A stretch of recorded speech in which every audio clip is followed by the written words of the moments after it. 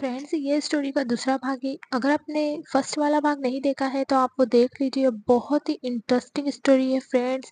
आपने ये स्टोरी कभी भी नहीं देखी होगी। और अभी जो हमारी अनवी और सिद्धार्थ वाली स्टोरी थी वो यूट्यूब पर पहले से ही अपलोडेड है माय क्रूअल हस्बैंड के नाम से। तो आप वो कंप्लीट स्टोरी वहाँ पर जाकर देख सकते हो, जिसने भी नहीं देखी है। दादाजी आस्था को लेकर गेस्ट रूम में आए और उसे बेड पर बैठाते हुए बोले, बेटा हमें माफ करना। हम जानते हैं तुम्हारे साथ बहुत नाइंसाफी हुई है, लेकिन उस वक्त हमारी भी मजबूरी थी और कोई रास्ता नहीं था इस सिचुएशन से निकलने का। इसलिए हमने तुम्हें मजबूर करके अंश से तुम्हारी शादी करवा दी। अगर हम ऐसा नहीं करते तो हमारे घर की इज्जत मिट्टी में मिल जाती और अंश तो पूरी तरह से पागल ही हो जाता, और फिर वो तुम्हारी पूरी फैमिली को जान से मार देता। तुम नहीं जानती उसका गुस्सा कितना खतरनाक है। दादाजी की बात सुनकर आस्था की आंखों से आंसू बहने लगे, क्योंकि इसी डर की वजह से वो इस शादी के बंधन में बंधकर इस घर में खड़ी थी। तभी दादाजी ने आगे कहा, आज तुम्हारा सिर्फ बेड पर लेटने की वजह से उसने तुम पर गोली चलाई। अब तुम खुद सोच सकती हो, बात अगर उस इंसान की इज्जत पर आ जाती तो वो गुस्से से पागल हो जाता। इसलिए सबकी भलाई के लिए हमने ये फैसला लिया था। हम जानते हैं हमारे पोते का बर्ताव कैसा है और शायद पूरी तरह से वो गलत भी है, लेकिन हम सब कुछ जानकर भी कुछ नहीं कर सकते, क्योंकि हम उस वजह को जानते हैं जिस वजह से हमारा पोता ऐसा बन गया। अब हमें सिर्फ और सिर्फ तुमसे उम्मीद है कि तुम उसकी हमसफ़र बनकर सब कुछ ठीक कर दोगी। एक औरत अपने प्यार से सब कुछ ठीक कर सकती है। हम चाहते हैं तुम अंश को पूरी तरह से बदल दो। दादाजी की बात सुनकर आस्था सवालिया नज़रों से उन्हें देखने लगी।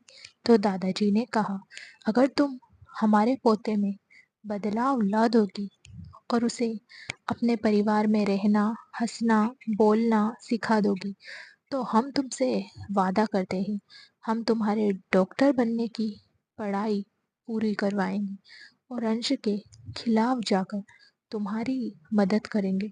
दादाजी की बात सुनकर आस्था की आंखों में एक उम्मीद नजर आने लगी, क्योंकि अंश से शादी के बाद से वो पूरी तरह से टूट चुकी थी।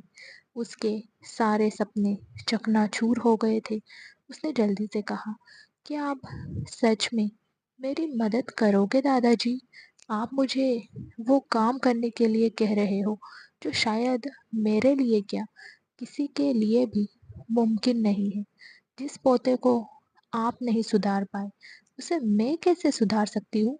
उसकी बात सुनकर दादाजी ने मुस्कुराते हुए उसके सिर पर हाथ रखा और कहा, शायद तुम सही कह रही हो, लेकिन हमारी मजबूरी है कि हम हमारे पोते को ज़्यादा कुछ नहीं कह सकते। और वैसे भी उसने हमारी बीमारी के चलते शादी करने का वादा किया था, जो उसने आज पूरा कर दिया। आज के बाद वो मेरी कोई बात नहीं सुनेगा, इसलिए हम उसे अब कुछ नहीं कह सकते। लेकिन हमें उम्मीद है अगर तुम चाहो तो सब कुछ ठीक कर सकती हो। दादाजी की बात सुनकर आस्था एकदम हैरान हो गई। उसे समझ नहीं आ रहा था कि वो कैसे सब कुछ ठीक कर सकती है। उसे तो जिंदगी की ज़्यादा समझ भी नहीं थी। अभी भी उसमें काफ़ी ज़्यादा बचपना था। और तो और इस अचानक से हुई शादी से उसके सिर पर काफ़ी मुश्किलें आ गई थी। वो कैसे इस सिचुएशन को संभालेगी, यही सोचकर आस्था परेशान हो रही थी। तभी दादाजी ने कहा, बेटा तुम इस बारे में सोचना और सोचकर हमें जवाब ज़रूर देना। अगर तुम्हारी हाँ हुई तो हम अब से सिर्फ वही करेंगे जो तुम कहोगी। अब तुम आराम करो, थक गई होंगी। अगर आपने अभी तक चैनल को सब्सक्राइब नहीं किया है तो सब्सक्राइब कर लीजिए। स्टोरी अच्छी लगे तो लाइक एंड शेयर ज़रूर करना। क्या दादाजी के कहने पर आस्था अंश के साथ रही? क्या वो अंश को बदल पाएगी? इतना कहकर दादाजी वहां से जाने लगे। तभी उन्हें कुछ याद आया तो उन्होंने कहा, बेटा, हम जल्द ही हमारे डिजाइनर से कहकर तुम्हारे मुताबिक नए कपड़े बनवा देंगे। फिलहाल हम हमारे साथ तुम्हारे कुछ कपड़े और तुम्हारा ज़रूरी सामान लेकर आए हैं, ताकि तुम्हें यहाँ कोई परेशानी ना हो। तुम देख लो और जहाँ समझ आए वहाँ अपना सामान एडजस्ट कर लो। इतना कहकर दादाजी वहाँ से निकल गए। वहीं आस्था के मन में सवालों का तूफान चलने लगा था। तभी उसकी नज़र साइड में रखे अपने बैग पर गई, जो उसे जाना पहचाना लग रहा था। उसने जल्दी से वो बैग उठाया और उसे खोल कर देखने लगी। उसमें बहुत सारे नए कपड़े थे। उन्हें देखकर आस्था की आंखों के सामने कुछ दिनों पहले का नज़ारा घूमने लगा। दरअसल जब आस्था ने प्रियंका की शादी के बारे में सुना था, तभी उसने अपनी नानी से जिद करके अपने लिए 3-4 जोड़ नए कपड़े मंगवाए थे। आस्था तब बहुत ही ज़्यादा खुश थी, लेकिन आज उन कपड़ों को देखकर उसकी आंखें नम हो गई। उसने खुद से कहा, ये कपड़े मैं ऐसे पहनूंगी, कभी सोचा नहीं था। लेकिन ये कपड़े मामा जी ने यहाँ क्यों भेजे हैं? उन्होंने तो कहा था कि ये शादी बस 2-3 दिनों के लिए है। उसके बाद मेरा इस शादी से कोई लेना देना नहीं होगा। फिर उन्होंने मेरे सारे कपड़े यहाँ क्यों भेजे हैं? ये सोचते हुए आस्था बहुत ही ज़्यादा परेशान हो रही थी। फिर उसने कुछ सोचा और बेड से उठकर वॉशरूम में चली गई। कुछ देर बाद वो फ्रेश होकर बाहर आई। उसने अब शादी वाले कपड़े निकाल दिए थे और दूसरे पहन लिए थे, जो उसके मामा ने भेजे थे। अब उसे काफ़ी अच्छा फील हो रहा था। तभी मिरर में देखते हुए उसका ध्यान अपने गले में बंधे मंगलसूत्र और मांग में लगे सिंदूर पर गया। उन्हें देखकर आस्था का दिल तो कर रहा था कि वो अभी मंगलसूत्र को उतार कर फेंक दे और सिंदूर को मिटा दे, लेकिन ना जाने कौन सा एहसास था जिस वजह से वो ना चाहते हुए भी उस मंगलसूत्र को निकाल नहीं पा रही थी। फिर वो बेड पर जाकर लेट गई। कुछ ही देर में वो नींद के आगोश में चली गई। वहीं दूसरी तरफ अंश के चारों दोस्त मुंह फुलाए नीचे हॉल में सोफे पर बैठे थे। तभी आहान ने कहा, यार, तुम लोगों को अंश ब्रो की आदत के बारे में पता ही है, तो फिर तुम लोग उनकी बातों का बुरा क्यों मान रहे हो? तुम सब तो शुक्र मनाओ कि उन्होंने भाभी के सिर पर गोली नहीं मारी।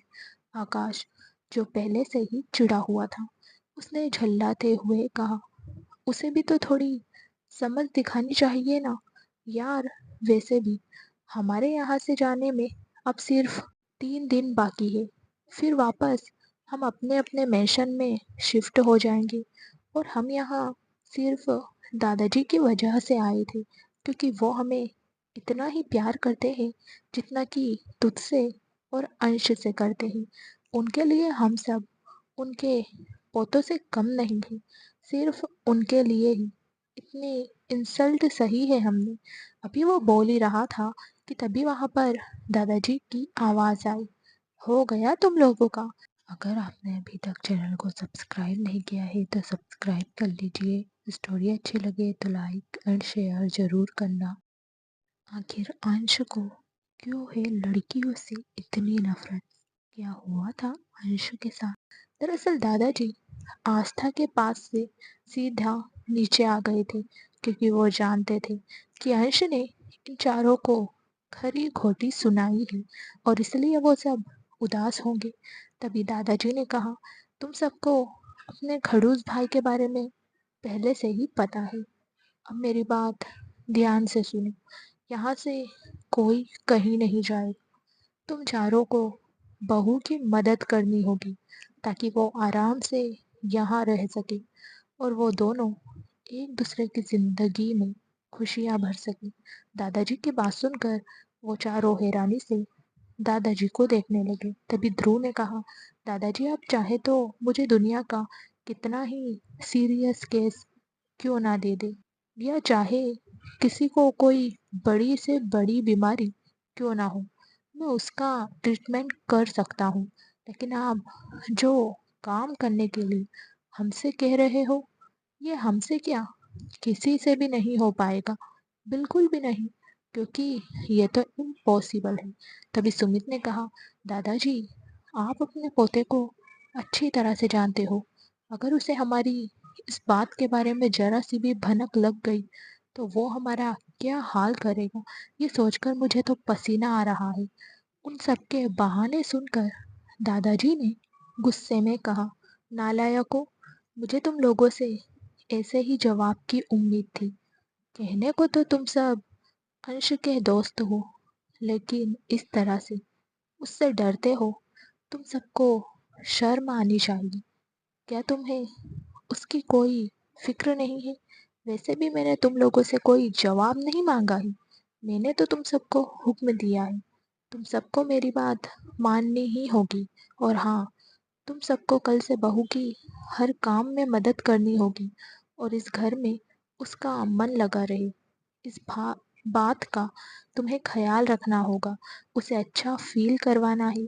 याद रखना, अगर बहू की आंखों में आंसू आए तो मैं तुम चारों की खटिया खड़ी कर दूंगा। इतना कहकर दादाजी वहां से चले गए। वहीं वो चारों बेबसी से एक दूसरे को देखने लगे। तभी आहान ने कहा, भाई सुबह होने में सिर्फ 2 घंटे बाकी है। मुझे लगता है हमें जाकर आराम कर लेना चाहिए, वरना दादाजी हमें सुबह सुबह जल्दी उठा देंगे और उसके बाद पूरा दिन हमें उनके रूल्स एंड रेगुलेशंस फॉलो करने पड़ेंगे। आप सबको तो पता है ना, दादाजी को देर से उठने वाले लोग बिल्कुल भी पसंद नहीं है। उसकी बात सुनकर सुमित ने कहा, यह तो मैं भूल ही गया था। अच्छा हुआ तुमने याद दिला दिया। वैसे भी अगर मेरी नींद पूरी नहीं हुई तो मुझसे तो सुबह उठा नहीं जाएगा और दादाजी की इस बार की कोई भी पनिशमेंट मैं बर्दाश्त नहीं कर पाऊंगा। इतना कहकर वो अपने रूम की तरफ चला गया। उसके जाते ही वो तीनों भी उसके पीछे पीछे रूम की तरफ चले गए। वो चारों ज्यादातर एक ही रूम में अलग अलग बेड लगाकर सोते थे और खूब देर तक मौज मस्ती करते थे। उन चारों को देखकर कोई नहीं कह सकता था कि वो चारों अपनी फील्ड के सबसे ज्यादा कामयाब लड़के हैं। कुछ देर में वो सब नींद के आगोश में चले गए। इधर अंश अपने रूम में था। अभी कुछ देर पहले तक आस्था वही थी, जिस वजह से उसकी खुशबू पूरे रूम में महक रही थी। अंश आस्था की खुशबू से इरिटेट हो रहा था। उसने गुस्से में बेडशीट नीचे फेंकते हुए कहा, 2 मिनट के अंदर मेरा बेडशीट चेंज करो। अगले ही पल दो नौकर भागते हुए वहां आए और उन्होंने बेडशीट चेंज कर दी। दरअसल अंश के घर पर 24 घंटे दिन रात नौकर अवेलेबल रहते थे, लेकिन वहां पर कोई भी फीमेल स्टाफ नहीं थी, सारे मेल स्टाफ ही थे, क्योंकि अंश को लड़कियों से बहुत ज़्यादा नफरत थी।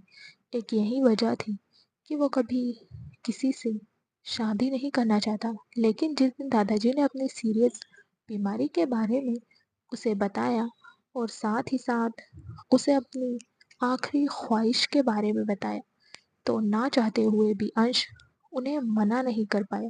लेकिन आज अंश इन सब से इरिटेट हो चुका था, क्योंकि आस्था से शादी करने के बाद उसके दिल में एक अजीब सी बेचैनी हो रही थी। उसे कुछ पता नहीं था कि उसके साथ क्या हो रहा है। बेडशीट चेंज होने के बाद उसे बेहतर फील हुआ और जल्द ही उसे नींद आ गई। अगर आपने अभी तक चैनल को सब्सक्राइब नहीं किया है तो सब्सक्राइब कर लीजिए। स्टोरी अच्छी लगे तो लाइक एंड शेयर ज़रूर करना। क्या होगा जब आस्था और अंश आमने सामने आएंगे? क्या वो समझेंगे एक दूसरे को? सब लोग सुबह के 4 बजे सोए थे। आस्था की 2 घंटे की नींद जल्द ही पूरी हो गई और वो उठ गई। उठते ही उसने सबसे पहले खुद को मिरर में देखा और कहा, एक दिन में मेरी पूरी जिंदगी, मेरे सपने, सब कुछ बदल गए। ये सोचते हुए उसकी आंखों के किनारों से आंसू बहने लगे। फिर उसने खुद को समझाते हुए कहा, नहीं आस्था, तुम इस तरह से टूट नहीं सकती। तुमने तो इससे भी बुरे दिन देखे हैं। तुम ऐसे कैसे टूट सकती हो? तुम्हें हौसला रखना होगा। अब तुम सिर्फ ये सोचो कि तुम इस कैद से कैसे निकलोगी। जो ये बंदूक वाला मॉन्स्टर अंश कपूर नाम का बंदा तुम्हारे गले में अटक गया है, तुम इससे कैसे निकलोगी? कुछ सोचो आस्था, तुम इस तरह से हार नहीं मान सकती। आस्था खुद से ही सवाल कर रही थी और खुद से ही जवाब दे रही थी। वो खुद को हिम्मत देने की पूरी कोशिश कर रही थी। तभी उसे दादाजी की कही गई बात याद आने लगी। उसने खुद से कहा, अगर अंश कपूर वाकई में बदल जाएगा और उसमें थोड़े बहुत चेंजेस आ जाएंगे, तब दादाजी मुझे उस अंश की कैद से रिहा कर देंगे और डॉक्टर बनने में भी मेरी मदद करेंगे। वैसे भी मेरी ज़िंदगी मुझे सिर्फ चैलेंजेस देती है। इस शादी को भी चैलेंज की तरह एक्सेप्ट करना होगा। ये सोचकर उसने गहरी सांस ली और अपने आप को सबके सामने जाने के लिए तैयार किया। उसने शुरू से ही हार मानना नहीं सीखा था। बहुत कम उम्र में ही उसने अपनी जिंदगी को उस नज़रिए से देखना शुरू कर दिया था जिस नज़रिए से लोग मैच्योर होने के बाद देखते हैं। सबसे पहले वो फ्रेश हुई और उसने अपना नया जोड़ा पहना। फिर उसने खुद से कहा, अब मैं तैयार कैसे हूँ? मनोरमा आंटी की बहू शादी के बाद जिस तैयार तरह से तैयार होकर रहती थी, शायद मुझे भी उसी तरह से तैयार होना होगा। ये सोचकर उसने अपना बैग ओपन किया तो उसकी नानी ने उसके लिए न्यू पायल भेजी थी, जो उन्होंने बहुत पहले आस्था के लिए बनवाई थी। उसने बैग से वो पायल निकाली और उन्हें पहन ली। फिर उसने कुछ चूड़ियाँ पहनी। फिर उसने अपनी मांग में लगे सिंदूर को अपने बालों में छुपा लिया, क्योंकि उसे शर्म महसूस हो रही थी। उसके लिए ये सब नया था और वो इस तरह से सिंदूर और मंगलसूत्र के साथ रूम से बाहर नहीं निकलना चाहती थी। फिलहाल उसने अपने मंगलसूत्र को भी दुपट्टे से अच्छी तरह कवर किया और सिंदूर को बालों में छुपा लिया, जिससे पता नहीं चल रहा था कि उसने सिंदूर बालों में लगाया है या नहीं। फिर उसने डोर ओपन किया और सीढ़ियों की तरफ जाने लगी। इधर दादाजी ने चारों दोस्तों के ऊपर पानी डालकर उन्हें उठा दिया था और अब वो चारों जॉगिंग करके दादाजी के साथ हॉल में बैठे थे। चारों के चेहरे पर थकावट साफ झलक रही थी। वहीं ध्रुव तो गुस्से से दादाजी को घूर रहा था। तभी सुमित ने उसे चिढ़ाते हुए कहा, इस तरह से उन्हें मत घूर, कहीं ऐसा ना हो दादाजी आज ही तुझे सजा सुना दे। उसकी बात सुनकर ध्रुव ने उसे घूर कर देखा और फिर मुस्कुराने लगा, क्योंकि वो चारों ही एक दूसरे को परेशान करने का एक मौका नहीं छोड़ते थे। तभी दादाजी ने उन्हें डांटते हुए कहा, नालायकों, अगर तुम सुबह जल्दी टाइम से नहीं उठोगे तो मालदार कैसे बनोगे, कैसे हेल्दी रहोगे? इसलिए मैं सुबह सुबह तुम लोगों को जल्दी उठाता हूँ, क्योंकि हेल्दी रहना ज़रूरी है। अब तुम लोग 20 मिनट में नहा धोकर मुझे डाइनिंग टेबल पर मिलो। दादाजी अभी बोल ही रहे थे कि तभी वहाँ पर किसी के पायल की छन छन की आवाज़ आई। सबको यह आवाज़ बहुत ही प्यारी लगी, क्योंकि इतने सालों में उन्होंने पहली बार कपूर मैंशन में किसी के पायल की आवाज़ सुनी थी। चारों बड़े ही ध्यान से सीढ़ियों की तरफ देखने लगे। अगर आपने अभी तक चैनल को सब्सक्राइब नहीं किया है तो सब्सक्राइब कर लीजिए। स्टोरी अच्छी लगे तो लाइक एंड शेयर ज़रूर करना। क्या आस्था निभाएगी इस रिश्ते को? क्या वो अंश के पास्ट के बारे में जान पाएगी? सीढ़ियों से उतरती हुई आस्था नीचे आ रही थी। उसने आज किसी तरह का घूंघट नहीं लिया था। आस्था को देखते ही वो चारों अपनी पलकें झपकाना ही भूल गए और अपनी जगह से खड़े होकर बेख्याली से आस्था की तरफ देखने लगे। वो चारों आस्था के चेहरे से अपनी नज़र नहीं हटा पा रहे थे। तभी आस्था उन सबके पास आ गई और सबको अपनी तरफ ऐसे देखते पाकर वो एकदम से घबरा गई। उसे अनकंफर्टेबल फील हो रहा था। उसने जल्दी से अपने सिर पर दुपट्टा लिया और दादाजी के पैर छुए तो दादाजी ने मुस्कुराते हुए कहा, सौभाग्यवती भवा, सदा मुस्कुराती रहो। दादाजी का आशीर्वाद सुनने के बाद आस्था के गाल लाल हो गए। तभी ध्रुव ने सुमित को कोहनी मारी और सुमित ने आकाश को और आकाश ने आहान को। चारों एक दूसरे को कोहनी मार रहे थे। तभी दादाजी ने उन्हें धमकाते हुए कहा, अब ऐसे ही मूर्ति बनकर अपनी भाभी को देखते रहोगे या फिर कुछ बोलोगे भी? चलो, चारों अपनी भाभी के पैर छूकर आशीर्वाद लो। दादाजी की बात सुनकर आहान ने कहा, क्या दादाजी, आप अब भी पुराने जमाने की बात कर रहे हो? आशीर्वाद लो, हम तो अपने तरीके से विश करेंगे भाभी को। इतना कहकर उसने आस्था को साइड हक किया और एक्साइटेड होते हुए बोला, गुड मॉर्निंग भाभी। आहान के ऐसे छूने पर आस्था एकदम से सहम गई। उसके लिए बहुत ही अजीब सिचुएशन थी। वो जिस तरह के माहौल में बड़ी हुई थी, वहाँ किसी लड़के को छूना गलत बात समझी जाती थी। लेकिन ये सब लोग उससे अच्छे से बातें कर रहे थे और उसके साथ अच्छा बिहेव कर रहे थे। तभी सुमित आगे आया और उसने अपना हाथ आगे बढ़ाते हुए कहा, गुड मॉर्निंग माय ब्यूटीफुल भाभी। उसकी बात सुनकर आस्था थोड़ा शर्मा गई और उसने सुमित से हैंडशेक किया। तभी आकाश आस्था के सामने आया और उसे एक वाइट फ्लावर देते हुए बोला, I wish you very happy and healthy morning भाभी। सभी अलग अलग तरीके से आस्था को मॉर्निंग विश कर रहे थे, जिससे आस्था के फेस पर एक बड़ी सी स्माइल आ गई थी।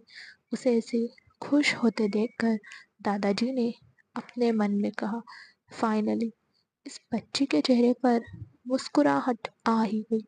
अब बस इसकी खुशियों को किसी की नज़र ना लगे। आहान और सुमित के बाद आस्था की नज़र ध्रुव पर गई। ध्रुव को देखकर आस्था के फेस पर चमक आ गई।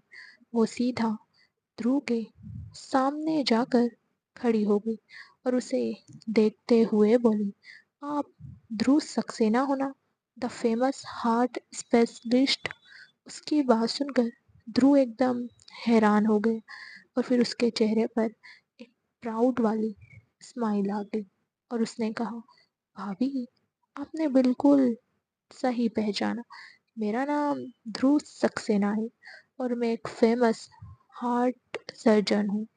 लेकिन मुझे इस बात की ज़्यादा खुशी हो रही कि आप मुझे जानती है। उसकी बात सुनकर तीनों दोस्त जलन से ध्रुव को घूर रहे थे। तभी आहान ने धीरे से कहा, भाभी ध्रुव को जानती है, मतलब ध्रुव और भाभी जल्द ही दोस्त बनेंगे। अगर आपने अभी तक चैनल को सब्सक्राइब नहीं किया है तो सब्सक्राइब कर लीजिए। स्टोरी अच्छी लगे तो लाइक एंड शेयर ज़रूर करना। क्या अंश को कभी आस्था से होगा प्यार? क्या वो करेगा इस बात का इजहार? तभी दादाजी ने खुश होते हुए आस्था से कहा, बेटा, क्या तुम सच में इस नालायक को जानती हो? दादाजी की बात सुनकर आस्था ने हैरानी से कहा, दादाजी, इन्हें कौन नहीं जानता? ये तो बहुत बड़े डॉक्टर है और बहुत फेमस हार्ट स्पेशलिस्ट भी। इनसे मिलना तो मेरा ड्रीम था। मैंने तो सोचा भी नहीं था कि मेरे आइडल मुझे यहाँ मिल जाएंगे। ये कहते हुए आस्था ध्रुव से अपनी नजरें नहीं हटा पा रही थी। तभी आहान ने बेचैनी से कहा, अगर मुझे पता होता कि मेरी भाभी को डॉक्टर पसंद है तो मैं कॉलेज जाने की बजाय डॉक्टर ही बन जाता। उसकी बात पर सुमित ने कहा, और अगर मुझे पता होता तो मैं बिजनेसमैन बनने की बजाय कोई छोटा मोटा डॉक्टर ही बन जाता। तभी आकाश ने कहा, हाँ मैं भी 7 स्टार होटल खोलने की बजाय कोई डॉक्टर बन जाता। उन सबकी बातें सुनकर और उनका उतरा हुआ फेस देखकर आस्था खिलखिलाकर हंसने लगी। उसे इस तरह हंसते देखकर वो चारों भी मुस्कुराने लगे, क्योंकि कल रात से उन चारों को ही आस्था की फिक्र हो रही थी। तभी आहान ने मुस्कुराते हुए कहा, भाभी को देखकर ये कंफर्म हो गया है कि मेरे खड़ूस भाई की जिंदगी में ऐसी ही लड़की आनी चाहिए थी। अगर भाई आग है तो मेरी भाभी पानी की तरह एकदम शांत। उसकी बात पर सब मुस्कुरा दिए। तभी दादाजी ने कहा, आस्था बेटा, मैं तुम्हें इस परिवार से मिलवाता हूँ। अब तक तुम्हें इस बात से अंदाजा तो हो ही गया होगा कि हमारे घर में कोई औरत नहीं है। यहाँ ये चारों ही है। सच बताऊं तो ये चारों सिर्फ मेरी फैमिली का हिस्सा नहीं है, बल्कि ये सब मेरे दिल के बहुत ही करीब है। जितना प्यार मैं अंश से करता हूँ उससे कहीं ज़्यादा शायद मैं इन चारों से करता हूँ।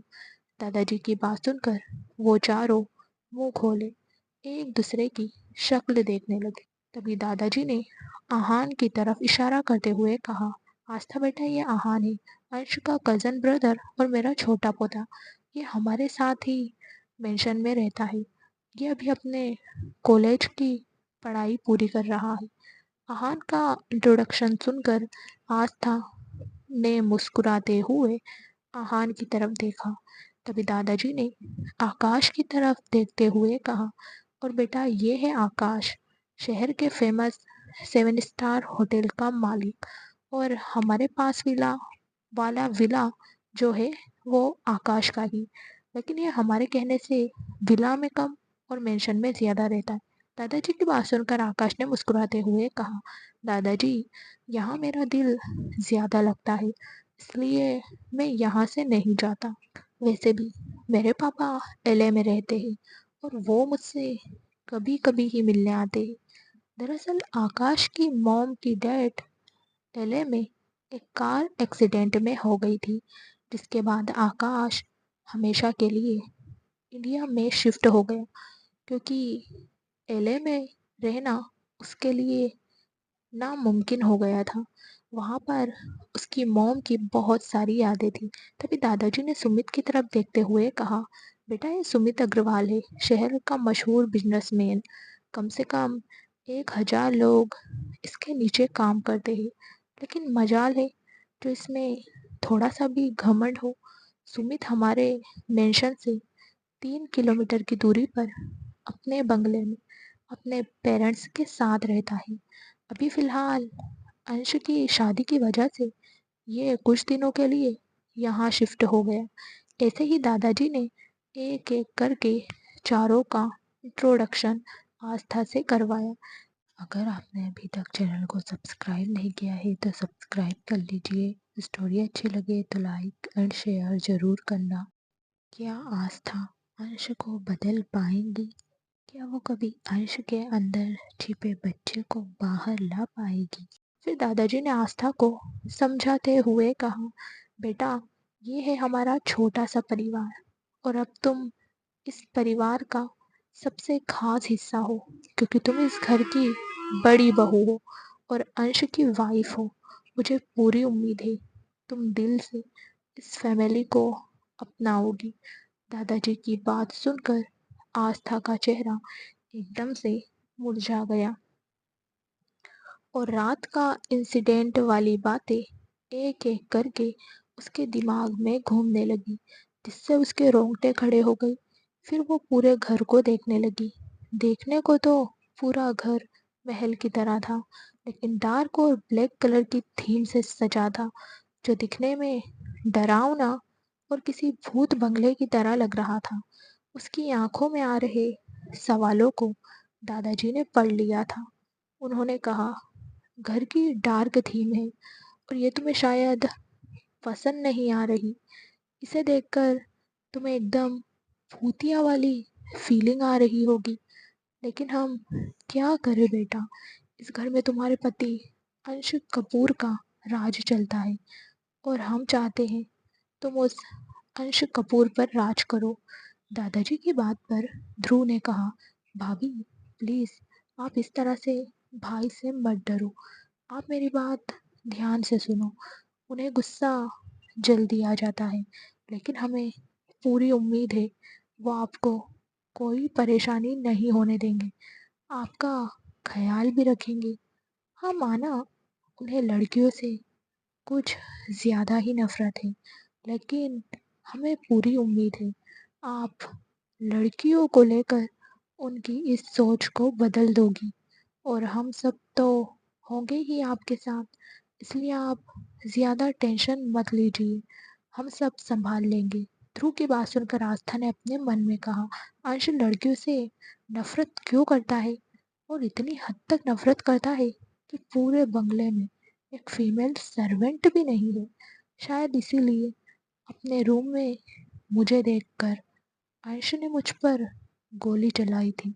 यह सोचते ही आस्था का गला सूखने लगा। तभी दादाजी ने तेज आवाज में कहा, चुप करो नालायकों। इस तरह से अगर तुम उससे डराने लग जाओगे तो वो किस तरह से अंश के बारे में सोचेगी और किस तरह से अपनी गृहस्थी आगे बढ़ाएगी। तुम्हें उसे हौसला देना है, ना कि उसे डराना है। और रही बात हमारी, तो हम आज है कल नहीं। हम चाहते हैं कि हम जाने से पहले अपने पोते और बहू को इस घर में सुकून के साथ रहते हुए देखें। शायद तभी हमारा गिल्ट कुछ कम हो। दादाजी की बात सुनकर आहान ने हैरान होते हुए पूछा, दादाजी आप किस गिल्ट के बारे में बात कर रहे हो? मुझे ऐसा क्यों लग रहा है आप हमसे कुछ छुपा रहे हो? उसके बाद पर सुमित ने आगे आते हुए कहा, ट्रस्ट मी दादाजी, अंश ने हमसे कल रात रूडली बात की। इससे हमें कोई फर्क नहीं पड़ा। वैसे भी वो तो हमारा चाइल्डहुड फ्रेंड है और हम उसकी आदतों के बारे में अच्छी तरह से जानते हैं। फिर आप क्यों इस गिल्ट के बारे में बात कर रहे हो? उन सब की बात सुनकर आस्था अपना सिर झुकाकर एक साइड जाकर खड़ी हो गई, क्योंकि वो समझ चुकी थी कि दादाजी किस बारे में बात कर रहे हैं। तभी दादाजी आस्था के सामने अपने दोनों हाथ जोड़कर खड़े हो गए। उन्हें देखकर चारों का मुंह खुला का खुला रह गया। तभी ध्रुव आगे आया और उसने दादाजी के हाथ नीचे कर दिए और कहा, आखिर क्या बात है दादाजी, आप इस तरह से भाभी के सामने हाथ क्यों जोड़ रहे हो? दादाजी ने उन सब की तरफ देखते हुए कहा, तुम चारों ये बात अच्छी तरह से जानते हो कि हम चाहकर भी तुम सबसे कुछ नहीं छिपा सकते, और हमें इस बात का गिल्ट है कि हमने आस्था को अंश से शादी करने के लिए मजबूर किया। दादाजी की बात सुनकर चारों ने एक साथ कहा, क्या आप ये कैसी बात कर रहे हो? आप तो भाई को लड़की दिखाने के लिए लेकर गए थे, तो फिर शादी के लिए मजबूर करना, इसका क्या मतलब है? और आप प्रियंका भाभी के सामने इसे हाथ क्यों जोड़ रहे हो? उन सब की बातें आस्था के दिल में कांटों की तरह चुभ रही थी। उसकी आंखों में आंसू आने लगे। अगर आपने अभी तक चैनल को सब्सक्राइब नहीं किया है तो सब्सक्राइब कर लीजिए। स्टोरी अच्छी लगे तो लाइक एंड शेयर ज़रूर करना। क्या दादाजी आस्था को अंश से बचा पाएंगे? क्या अंश कभी आस्था को समझ पाए? तभी दादाजी ने गहरी सांस लेते हुए कहा, हम तुम लोगों को यही बात बताना चाहते हैं कि ये प्रियंका नहीं, आस्था है। प्रियंका तो शादी के दिन ही घर से भाग गई थी, इसलिए हमें मजबूरन प्रियंका की जगह उसकी कज़न आस्था को शादी के मंडप में बैठाना पड़ा। अगर हम ऐसा नहीं करते तो हमारे खानदान की इज्जत मिट्टी में मिल जाती। दादाजी की बात सुनकर चारों के एक्सप्रेशन बदलने लगे। उनके माथे से पसीना आना शुरू हो गया। तभी आकाश ने टेंशन में कहा, दादाजी, आप अच्छी तरह से जानते हो, अगर अंश को इस बारे में पता चला तो वो कितना गुस्सा करेगा, और वो अपने गुस्से में क्या कर सकता है, ये हम सबसे छुपा नहीं है। आप जानते हो ना, उसे धोखा देने वाले लोगों से बिल्कुल नफरत है। उसकी बात सुनकर दादाजी ने मायूस होते हुए कहा, हम अच्छी तरह से जानते हैं अंश को शायद ये बात पसंद ना आए, लेकिन हम क्या करते। उस वक्त हमारे पास कोई रास्ता नहीं था, इसलिए आज हमने तुम लोगों को ये सारी बातें बताई है ताकि अंश कोई गलत कदम ना उठा सके। दादाजी की बात पर आहान ने डरते हुए अपने माथे पर हाथ रख लिया और कहा, यह आप क्या कह रहे हो दादाजी? आप अच्छी तरह से जानते हो अंश ब्रो को। जब सच के बारे में पता चलेगा तो वो किसी को नहीं छोड़ेंगे और सबको गोली से उड़ा देंगे। उसकी बात सुनकर आस्था को लगा जैसे उसके गले में कुछ अटक गया है। वो जोर जोर से खांसने लगी और उसकी आंखों से आंसू बहने लगे। उसकी ऐसी हालत देखकर ध्रुव ने उसे सोफे पर बैठाया और उसके लिए पानी लेकर आया। उसने आस्था को पानी पिलाया और शांत करने की कोशिश करने लगा। कुछ देर बाद जब आस्था थोड़ी शांत हो गई तो उसने घबराते हुए पूछा, दादाजी, आपने मुझसे वादा किया था कि अगर मैं शादी कर लूंगी तो मेरे परिवार पर किसी भी तरह की कोई आँच नहीं आएगी। फिर आहान भाई क्या कह रहे हैं? क्या आपके पोते मिस्टर अंश कपूर वाकई में मेरे परिवार को गोली मार देंगे? उसकी बात सुनकर दादाजी ने आहान, आकाश, सुमित और ध्रुव की तरफ कुछ इशारा किया, जिसे समझकर आकाश ने कहा, अरे भाभी, आहान तो मजाक कर रहा था। आप ये सब छोड़िए और बिल्कुल चिल रहिए। आपको यहाँ पर किसी भी तरह की परेशानी नहीं होगी और ना ही हम अंश भाई को आपको हर्ट करने देंगे। डोंट वरी, आपके चार चार देवर यहाँ मौजूद हैं जो अब आपका ख्याल रखेंगे। उसकी बात पर आस्था ने मासूमियत से कहा, लेकिन अभी आप लोगों ने कहा कि आप सब लोग अलग अलग रहते हो, सिर्फ आहान जी यहाँ रहते हैं। जैसे ही आस्था ने आहान को आहान जी कहा, आहान के आईब्रोज सिकुड़ गई। वो जल्दी से आगे आया और अपने दोनों हाथों को जोड़कर आस्था के सामने खड़ा हो गया और बोला, भाभी, एक बार फिर से मुझे आहान जी कहिए ना। आप नहीं जानती भाभी, आज तक मैंने अपने लिए कामचोर, नालायक ऐसे ही शब्द सुने हैं। आज पहली बार किसी ने मुझे इतनी इज्जत दी है। मैं तो धन्य हो गया भाभी। आप जल्दी बताइए, आपके चरण कहाँ हैं? इतना कहकर आहान आस्था के सामने झुक गया तो आस्था दो कदम पीछे हट गई। आहान की हरकत देखकर इतने टेंशन वाले माहौल में भी आस्था के होठों पर मुस्कुराहट आ गई।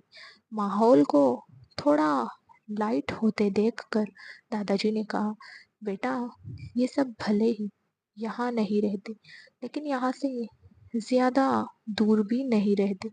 ये हमारे आस पास ही रहते हैं। तो अपना नया फ़ोन लो, मैंने इसमें तुम्हारे चारों नालायक देवरों के नंबर सेव कर दिए हैं। जब भी तुम्हें किसी चीज़ की ज़रूरत पड़े या किसी भी तरह की परेशानी हो तो तुम्हें सिर्फ इन्हें बताना है और हमें पूरी उम्मीद है ये सब तुम्हारी हर परेशानी को दूर कर देंगे। अगर आपने अभी तक चैनल को सब्सक्राइब नहीं किया है तो सब्सक्राइब कर लीजिए। स्टोरी अच्छी लगे तो लाइक एंड शेयर ज़रूर करना। क्या अंश के अंडरवर्ल्ड कनेक्शन के बारे में आस्था को कभी पता चले? इतना कहकर दादाजी ने आस्था की तरफ हाथ फ़ोन बढ़ाया तो आस्था उम्मीद भरी नज़रों से उन चारों की तरफ देखने लगी। तो उन चारों ने अपनी पलकें झपकाई। फिर आस्था ने दादाजी के हाथ से फ़ोन ले लिया।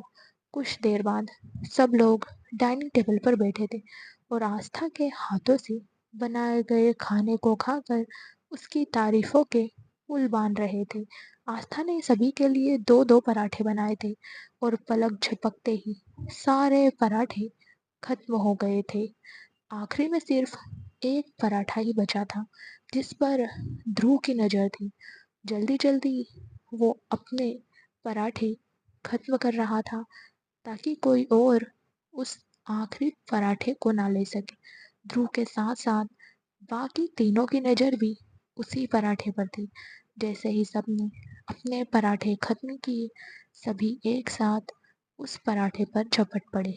तभी ध्रुव ने कहा, देखो भाई, मैंने कम खाया है, मुझे खाने दो, बहुत टेस्टी है, मुझे पराठा खाना है। उसकी बात पर उन तीनों ने एक साथ कहा, हमें भी यही पराठा खाना है। उन्हें इसे देखकर दादाजी ने सख्त लहजे में कहा, क्या बच्चों की तरह झगड़ रहे हो? तुम्हें देखकर कोई नहीं कहेगा कि तुम सभी शहर के इतने बड़े बड़े लोग हो। इतना कहकर दादाजी उन्हें गुस्से से घूरने लगे। तो उन चारों ने उस पराठे पर से अपने हाथ हटा लिए और चुपचाप बैठ गए। तभी दादाजी ने मौका देखकर उस पराठे को उठाया और खुद खा लिया। दादाजी की हरकत देखकर सब हैरानी से मुंह खोले एक दूसरे को देखने लगे। पराठा खाने के बाद दादाजी ने एक लंबी डकार ली और जोर जोर से हंसने लगे। उन्हें हंसते देखकर बाकी सब भी हंसने लगे। वहीं आस्था भी मुस्कुराने लगी। तभी दादाजी ने कहा, वाह बेटा, तुम्हारे हाथ का खाना खाकर बहुत मज़ा आया। ऐसा लग रहा है आज हमारी आत्मा तृप्त हो गई, वरना हम तो घर के खाने का स्वाद ही भूल गए थे।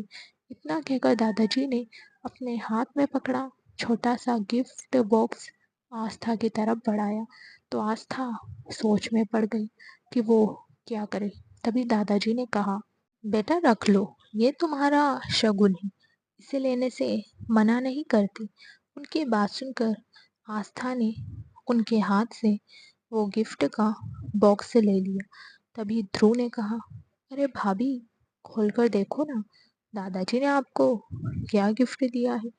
उसके कहने पर आस्था ने वो बॉक्स खोला तो उस बॉक्स में एक बहुत ही खूबसूरत ब्लू डायमंड का ब्रेसलेट था जिसकी कीमत का अंदाज़ा लगाना नामुमकिन था।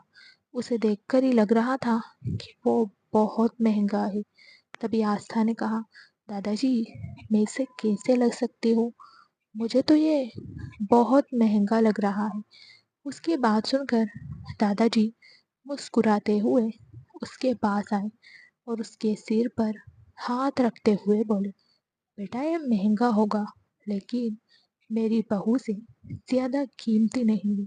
इतना कहकर दादाजी वहाँ से चले गए। तभी ध्रुव, सुमित, आकाश, आहान उदास चेहरों के साथ आस्था के सामने आए और बोले, सॉरी भाभी, हम तो आपके लिए कोई गिफ्ट ही नहीं लाए, हमें तो पता ही नहीं था कि इस तरह शगुन देने की रस्म भी होती है। लेकिन वादा है आपसे, हम जल्द ही आपको आपका गिफ्ट देंगे। उनकी बात सुनकर आस्था ने मुस्कुराते हुए कहा, कोई बात नहीं, आप सबने तो पहले ही मुझे अपना गिफ्ट दे दिया है, मुझे अब किसी भी गिफ्ट की ज़रूरत नहीं है। उसकी बात सुनकर वो चारों एक दूसरे को देखने लगी। तभी आहान ने पूछा, लेकिन भाभी, हमने तो आपको कोई गिफ्ट दिया ही नहीं, आप कैसे कह रही हो कि हमने आपको गिफ्ट दे दिया। उसकी बात सुनकर आस्था मुस्कुराते हुए उसके पास गई और बोली, आहान जी, आपने मुझे अपना छोटा भाई मिला है, क्या किसी गिफ्ट से कम है? और फिर उसने आकाश और सुमित की तरफ देखते हुए कहा, और आकाश जी और सुमित जी के रूप में मुझे बड़े भाई और दोस्त मिले। और ध्रुव जी, वो तो मेरे गुरु है। सही मायनों में आप सबने तो मेरे बिना मांगे ही मुझे इतना बड़ा गिफ्ट दे दिया। उसकी बात सुनकर सब एक दूसरे को देखने लगे और सबकी आंखें नम हो गई, क्योंकि आज पहली बार उन्हें किसी ने इतना प्यार और अपनापन दिखाया था। तभी अचानक ध्रुव को कुछ याद आया और उसने कहा, ओ शिट, इन सब के चक्कर में मैं भूल गया, मेरी तो एक इम्पोर्टेंट सर्जरी थी, मुझे अब निकलना होगा। इतना कहकर उसने सबको बाय कहा और वहां से चला गया। उसके जाने के बाद आकाश ने कहा, भाभी, मुझे भी होटल जाकर एक क्लाइंट से मिलना है। ऐसे ही वो चारों बहाने बनाकर मेंशन से बाहर चले गए। अगर आपने अभी तक चैनल को सब्सक्राइब नहीं किया है तो सब्सक्राइब कर लीजिए। स्टोरी अच्छी लगे तो लाइक एंड शेयर ज़रूर करना। क्या आस्था की लाइफ में अब आएगी खुशियाँ, या अंश देगा उसे और दर्द? सबके जाने के बाद आस्था अकेली रह गई थी। उसे नए रिश्ते तो मिले थे, लेकिन अंश के बारे में सोच सोच कर उसके मन में एक डर बैठ गया था। ऐसे ही पूरा दिन निकल गया। पूरा दिन आस्था अपने रूम में ही रही और आज उसका अंश से सामना नहीं हुआ था। शाम का वक्त आस्था मेंशन से बाहर आई और गार्डन की तरफ चली गई। तभी उसे एक अजनबी आदमी पौधों को काटता हुआ दिखाई दिया। उसे देखकर आस्था तेज कदमों से उसके पास गई और उसका हाथ पकड़ लिया। तो वो आदमी हैरानी से अपनी गहरी आंखों से आस्था को देखने लगा। दोनों के बीच कुछ पल की अजीब सी खामोशी छा गई। तभी आस्था ने गुस्से में उस आदमी की तरफ देखते हुए कहा, तुम ये क्या कर रहे हो? तुम इस तरह से इन्हें काट कर इन्हें खत्म नहीं कर सकते, ये गलत है। उसकी बात सुनकर उस आदमी के चेहरे पर गुस्से भरी लकीरें आ गई। तभी आस्था ने फिर से कहा, मुझे इस तरह से घूरने से क्या हो जाएगा? तुम्हें पता है, इस घर में एक बंदूक वाला मॉन्स्टर रहता है जो बात बात पर गन चला देता है। अगर उसने तुम्हें उसके गार्डन के पौधे काटते हुए देख लिया तो वो तो तुम्हारा कीमा ही बना दे।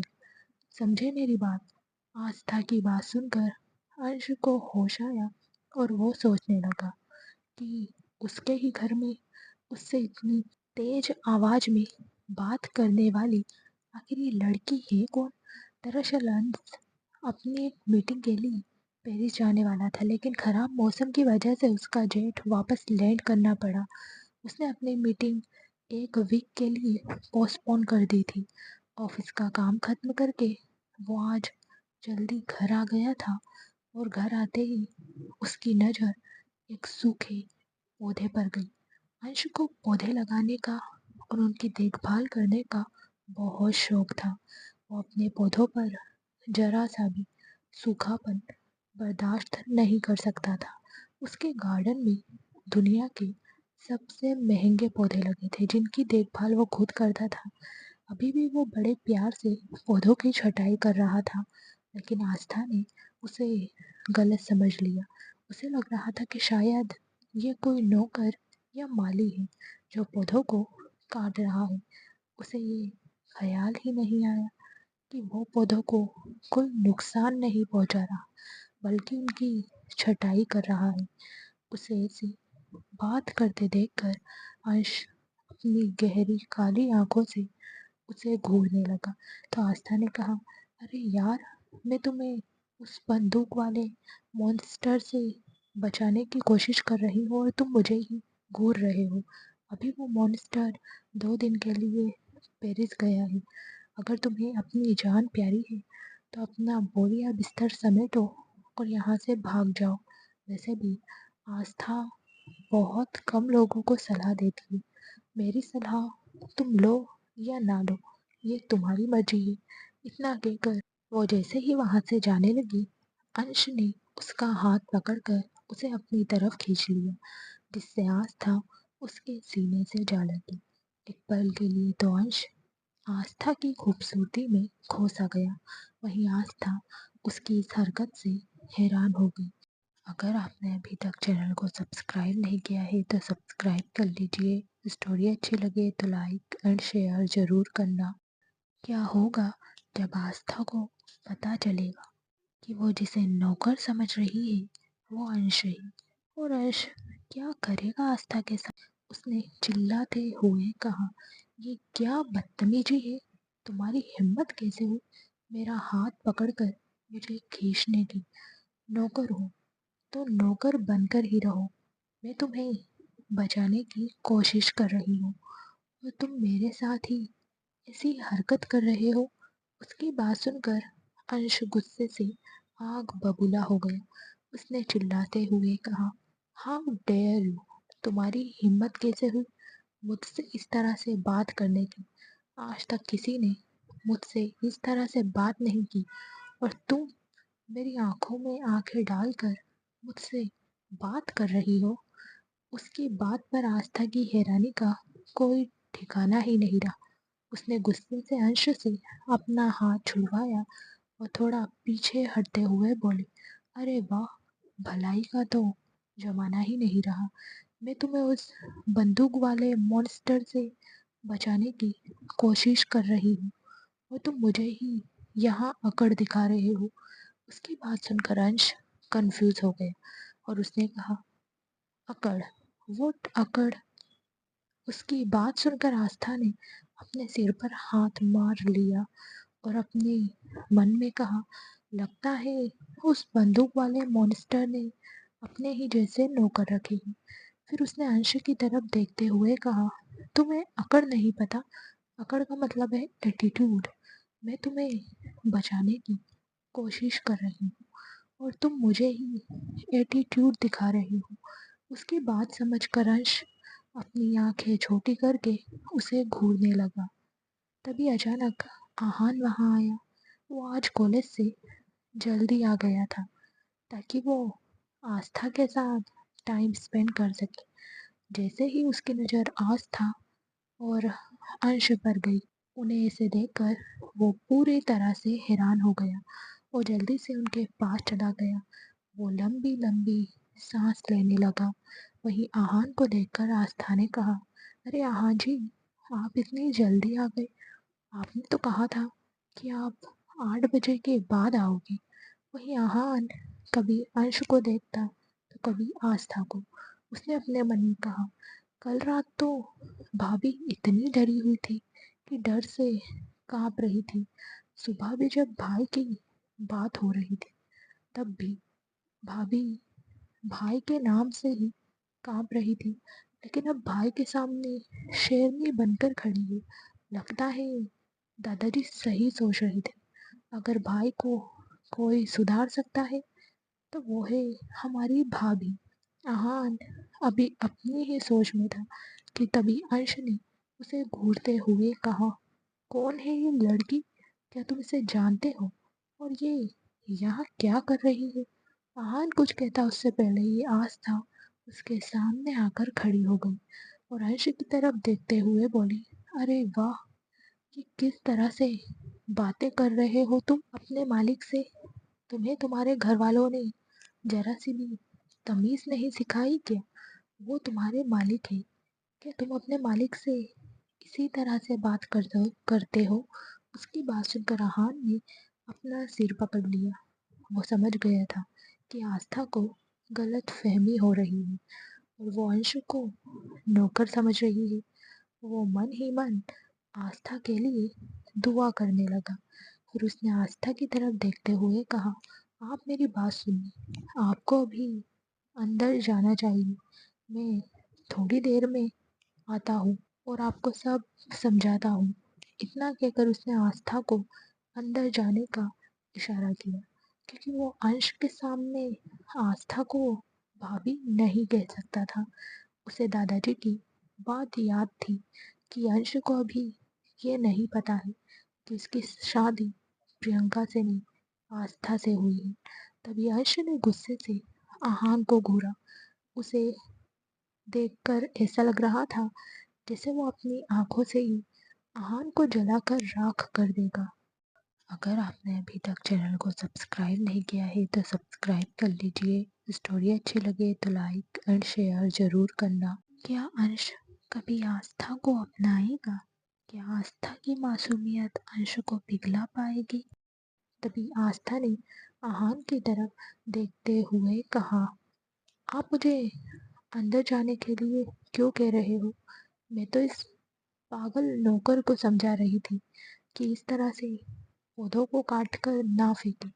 अगर तुम्हारे उस बंदूक वाले मॉन्स्टर ने इसे देख लिया ना तो वो इसकी जान दे देगा।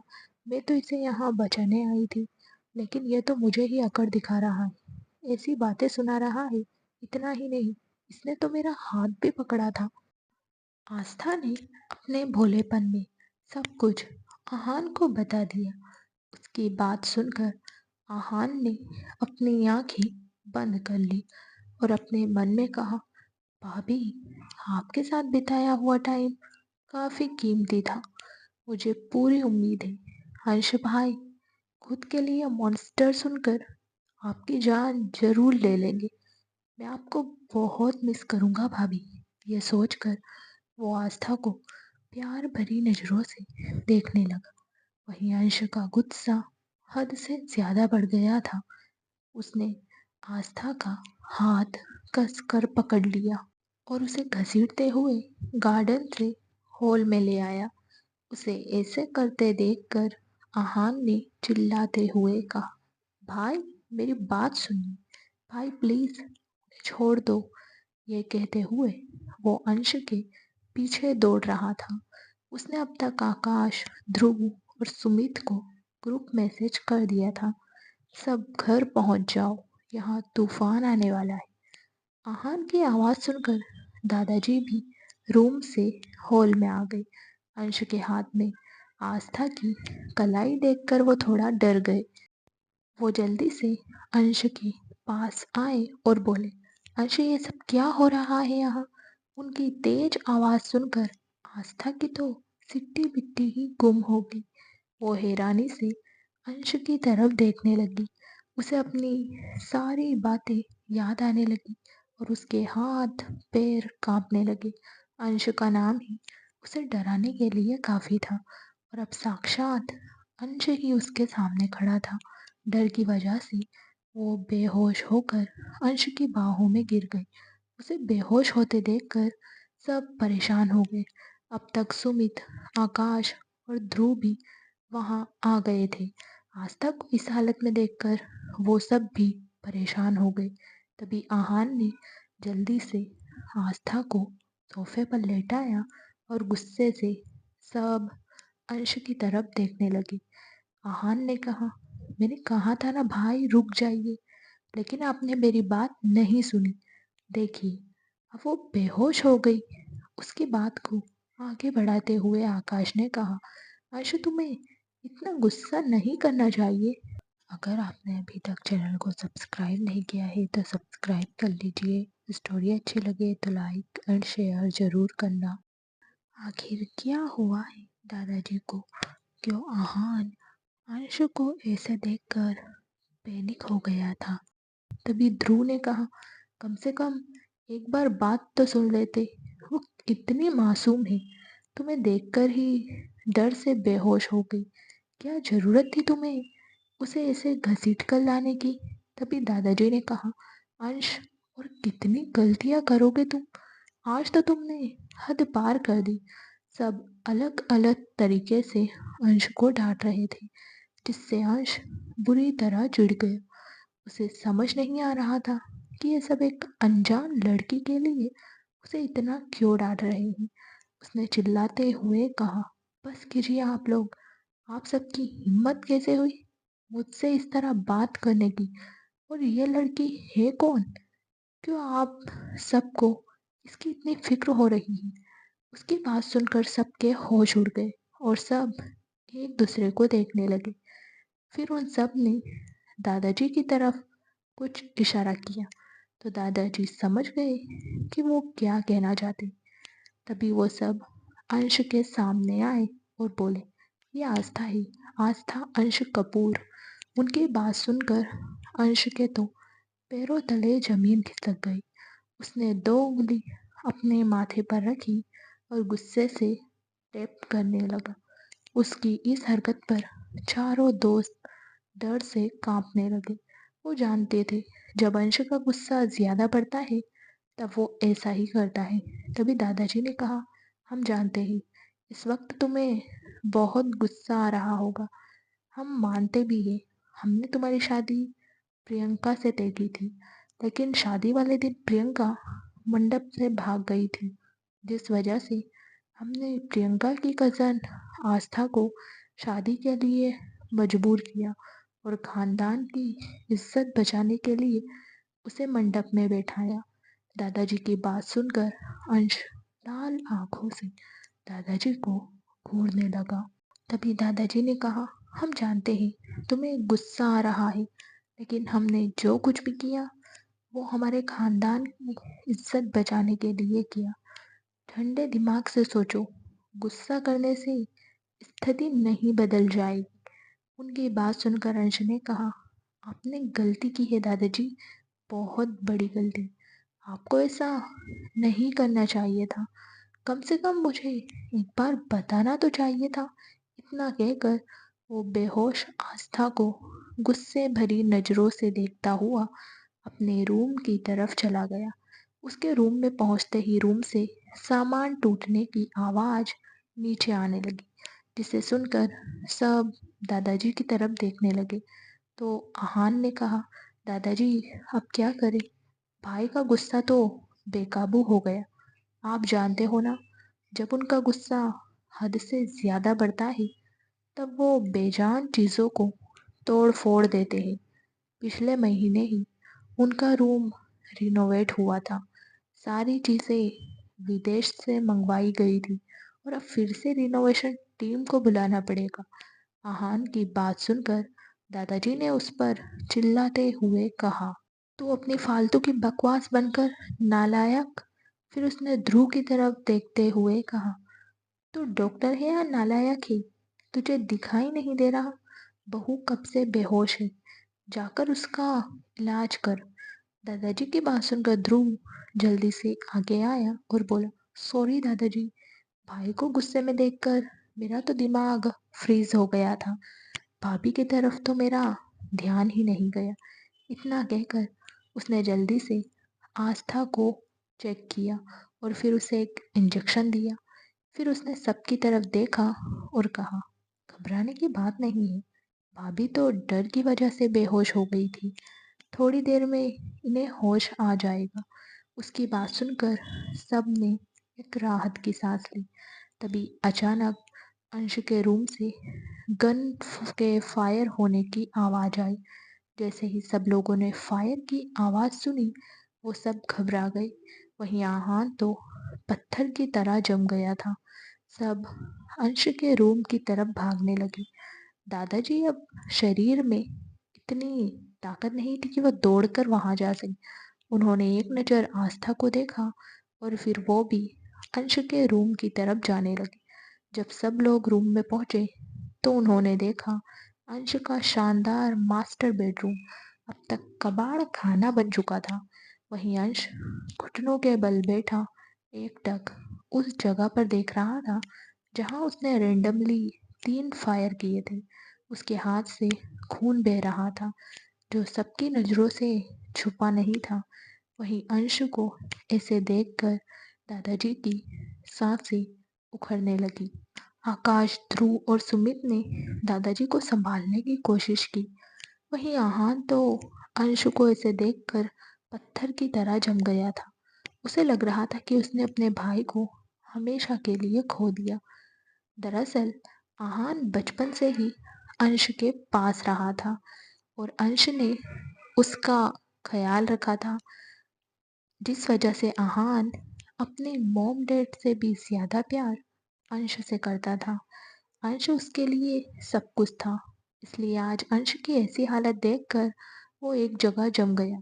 तभी आकाश ने चिल्लाते हुए अंश से किया कहा, ये क्या किया तुमने अंश? दादाजी को क्या हो रहा है देखो। अगर आपने अभी तक चैनल को सब्सक्राइब नहीं किया है तो सब्सक्राइब कर लीजिए। स्टोरी अच्छी लगे तो लाइक एंड शेयर ज़रूर करना। क्या दादाजी के कहने पर आस्था अंश के साथ रहेगी? क्या वो अंश को बदल पाएगी? उसकी बात सुनकर अंश एकदम से होश में आया और दादाजी की तरफ देखने लगा। दादाजी की सांसें उखड़ती देखकर उसकी हालत खराब हो गई। उसने जल्दी से ध्रुव से कहा, ध्रुव जल्दी से कहाँ निकालूं?